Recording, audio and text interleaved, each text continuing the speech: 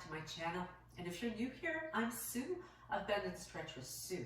In today's video, I'll be taking you through Pilates practice that focuses on the muscles of the back to really develop that sexy, strong, healthy back. By bringing attention to the muscles of the back, particularly the upper back, we really help to bring ourselves into better posture, which by bringing that alignment to the body, we then are able to relieve some of the lower back discomfort that we quite often experience. So let's get started. We'll begin by coming onto all fours, bringing the hands underneath the shoulders, knees under the hips in that traditional table position. Now, as you inhale, we'll lift the gaze up and the tailbone, and then take our time to ripple through the spine and spend a few moments here lubricating our spines, warming up the muscles through the back as well as through the pelvis, through the low back area, linking this movement with your breathing as you get yourself intended to maintain the breath attention while we move through the various exercises. So let's make our way into a prone position as we come all the way down onto your stomach. From here, you are going to stretch the tops of the feet so that you can press into the feet.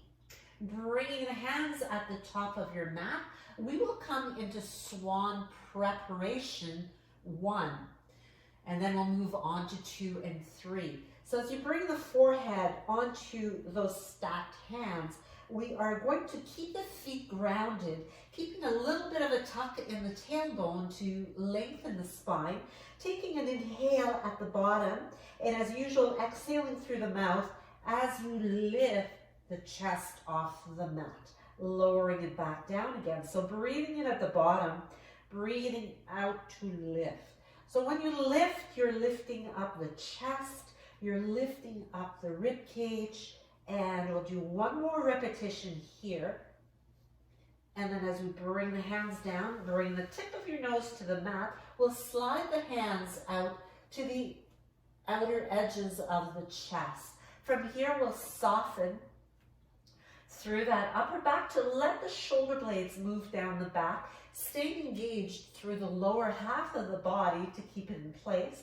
Breathing in at the bottom and coming up for 1, 2 in a larger swan preparation number 2.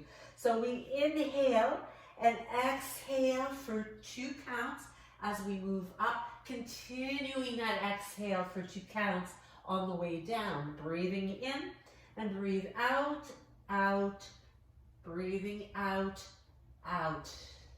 So breathing in at the bottom, 1, 2, 3, 4. So really focusing on lifting up the chest, trying to get the ribs even off the floor if possible. If you're not coming quite this deep, that's okay. Just know that over time, as you get stronger, you start to be able to have more height, more flexibility in the back. Now the difference as we move on to Swan preparation number 3, we keep the hands in the same position, elbows drawn in still, breathing in, and we come up quickly for 1, and we lower slowly for 2, 3, 4. Breathing in and out.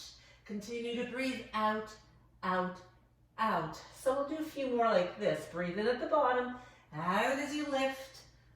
3, 2, 1. Let's breathe in for 4, 3, 2, 1. And we'll do one more with that.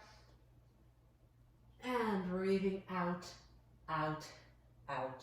From here, we'll press into the hands and the knees as we push back to give ourselves a nice counter stretch in a shell stretch, known as child's pose in yoga. And just take a few moments here to breathe, to soften, and let yourself feel that counterbalance that you bring back to the spine before we move on. And when you're ready, making your way back up into that table position. That'll be our starting place, because the next exercise that we're coming into is a plank hold. Now, plank is an excellent exercise for strengthening the back and really working right around the entire core. There's work going on in the shoulder stabilizers as well, which is going to help with that upper back definition. So we're going to time this one. We're going to be holding it for 1 minute. Now, if you need to modify this at all, you can do this from your knees, you can remain from your toes, and you can do it for less time. You may even want to start with holding it for a count of 10.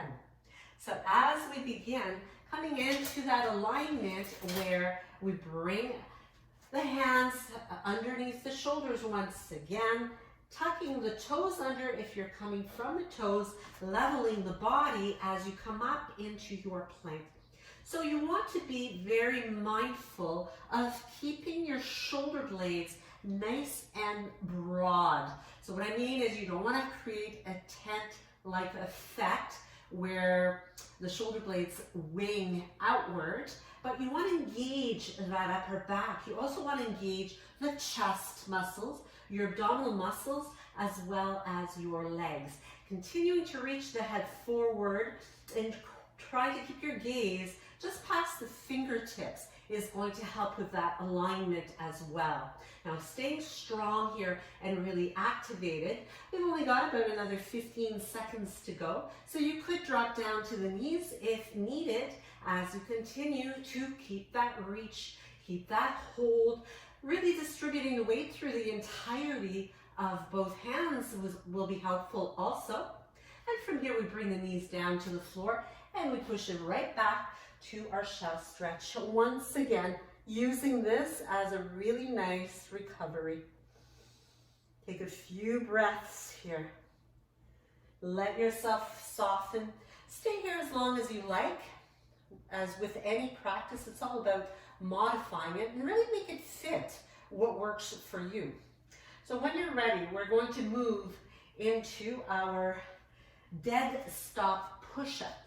So from here, you can come down, come to your knees or remain from the toes back to your high plank, and we're going to lower ourselves with control all the way back to that prone position. So from here, we will take the hands a little bit wider apart now. So we will target the chest, and you do want to line up your wrists with mid-chest, so you're not lining up the hands with your shoulders, but you want to have them down somewhat here. And you do want to take them a little bit wider than your mat as we once again take a moment to anchor the shoulder blades down the back. Keep that core strong, whether you're doing this from your toes or your knees. If you're doing it from the toes, your legs are going to be very active here. Take a breath in as you exhale, pressing up into your push-up. Now we call it a dead stop because we come all the way back to our starting position. So really feeling yourself working the whole body, but particularly targeting that back. Take a breath in as you exhale, pressing yourself right back up again and lower back down. Now be sure as you do the push-up that your head moves with the rest of your body. Quite often we see the head dipping down or craning back. We want to keep it all nice and straight and in alignment. So anchor yourself, preparing yourself. Take another breath in as you exhale, pressing yourself back up and come on down to that dead stop. Breathing in at the bottom and breathing out to come up. Breathe in and out. So making sure that you use your breath when you're exerting the greatest amount of force. So coming all the way down, and when you come down, make sure that you're pausing long enough to come to that complete stop.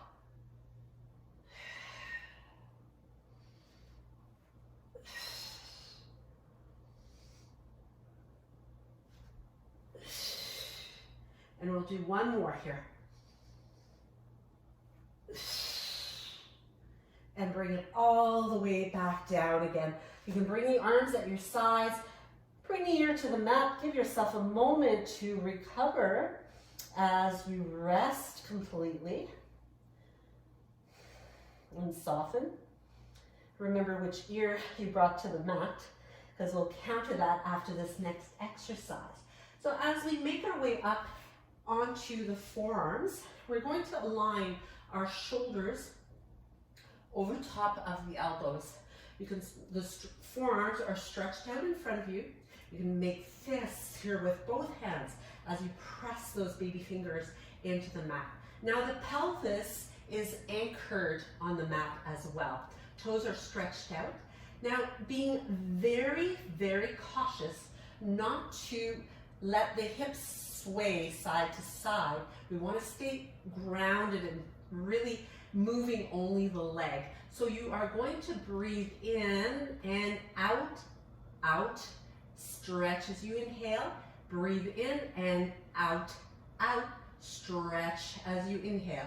And continuing to alternate from side to side as you press very firmly into those forearms, which will keep the collarbones nice and open, and really focusing on the anchoring and grounding. So those pressure points that are connected to your mat, the forearms, the fists, the elbows, the pelvis, continue to remain grounded. Even the thighs are grounded, so there's not a lot of movement going on other than that alternate pulsing as you kick, kick, and stretch. Kick, kick, and stretch. Kick, kick, stretch. And let's finish it up on this one. Kick, kick, stretch. And release, bringing the opposite ear to your mat this time. And taking a pause and resting here.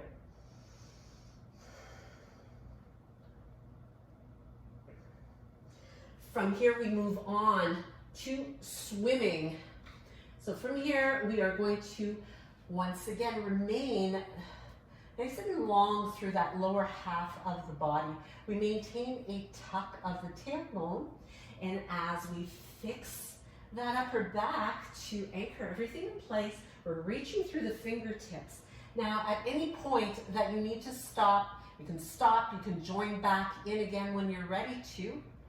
But what we want to do is get into a breath rhythm that's very similar to the 100 series, where we inhale for 5 counts, and we exhale for 5 counts, working our way to 100 or wherever you need to stop and give yourself a break.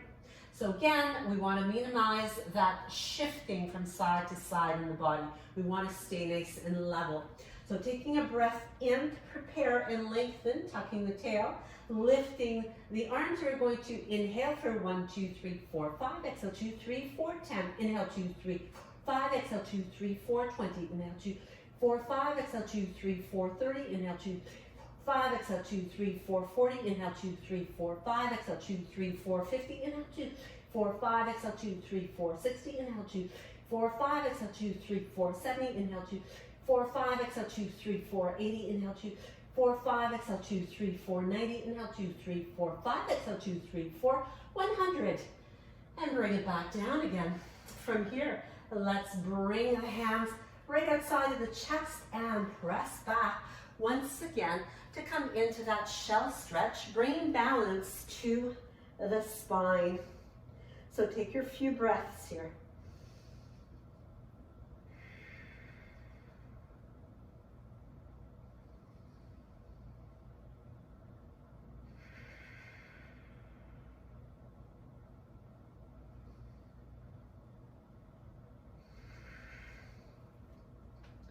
Now, as we move back to our prone position, one last exercise here in prone, we are going to move into Eel Beasts. So from here, we are going to bring the hands once again, stack them at the top of the mat, lengthen through the tail, and as you lift both legs, we are going to open and close, close. Breathe in and out, out. Breathing in, out, out. Continuing on for 4, 5, 6, 7, 8, 9, 10, and release. As we move up, we're coming up this time into that front leg pull as we make our way with the hands right outside of the rib cage, elbows drawn in, head reaching forward, toes tucked under, or certainly working from your knees if that's what's best for you. Pressing down to push straight up into that negative push-up.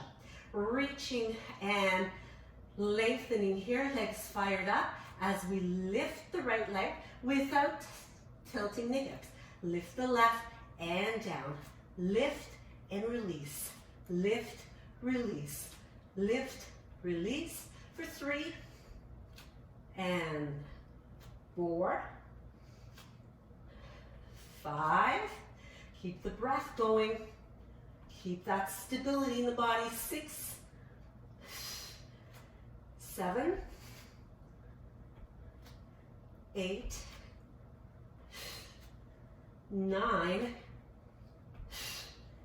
and 10. Bring those knees back to the mat. From here, we are going to be turning onto our sides. So we're now working onto our side plank. So once again, the shoulder stabilizers here are emphasized in this exercise, which is going to help with that back definition as well, and mainly in the upper back. We're also working on the obliques in this particular exercise, so we're getting some bonus work in here. And as we position the legs so that the knees are in line with the shoulders, you may wish to keep both knees bent, making sure that elbows underneath the shoulder. You could extend the top leg, or you could stack both legs and balance on the outside edge of your bottom foot.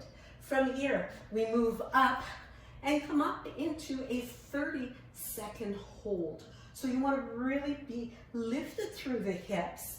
You can turn your gaze up toward the top hand, and at any time, should you need to modify it, just go ahead, come down to your bottom knee, whether you keep that top leg extended or you bend both of them, or whether you've had enough and you just need to take a pause before we move on to the other side. So let's do that. Let's move on to the opposite side as we roll through. And again, adjust the legs accordingly. Keep those hips lifted high. Make sure that you're either looking up or looking straight ahead so that you're not cranking your neck and creating strain on the neck in any way. Keep those hips lifted maybe a little bit higher, pressing through the entire forearm. Take one more full breath and exhale, come on down. So from here, we move on. So we keep adding on, so still continuing to focus on the upper back, moving into inclined plane. So with inclined plane, we've got a couple different variations that we could adopt here. We could have the easier version by keeping the hands wide open under the shoulders, but lifting up into a reverse table. So that makes it a little bit easier. You're still getting a lot of strengthening here in the chest, in the back, and in those arms. Pressing firmly into those heels will really help to target those glutes also, all part of that posterior chain, and bring it down.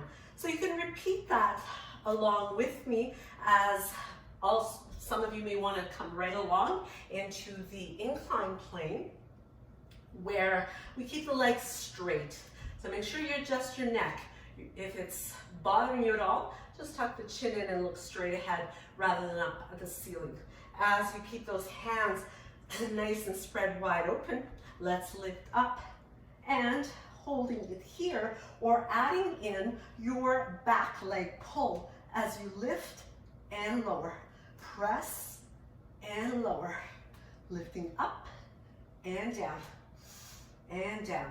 So keep going or just hold it. I think I made a mistake and I called that first one back leg pull, which was actually front leg pull. Now this one we pull from the front to target the back. So this one's called back leg pull, whereas the other one we're pulling from the back, lifting the front. So try to keep those hips high. Let's do one more to each side. We'll come back into a hold from here. Press those toes toward the floor. Let's hold it for 10, 9, 8, 7, 6, 5, 4, 3, 2, 1.5, 1, and lower it down. Ah, beautiful stretch.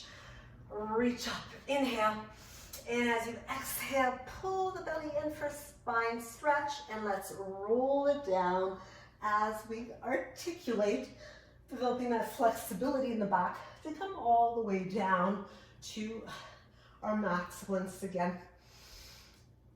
So as we anchor the hands, either alongside your hips, palms down, giving you stability, or if you want more support for your back, you can actually bring the hands right underneath the very base of the pelvis, so right at the very bottom there. That's going to help to keep your pelvis level if you need it.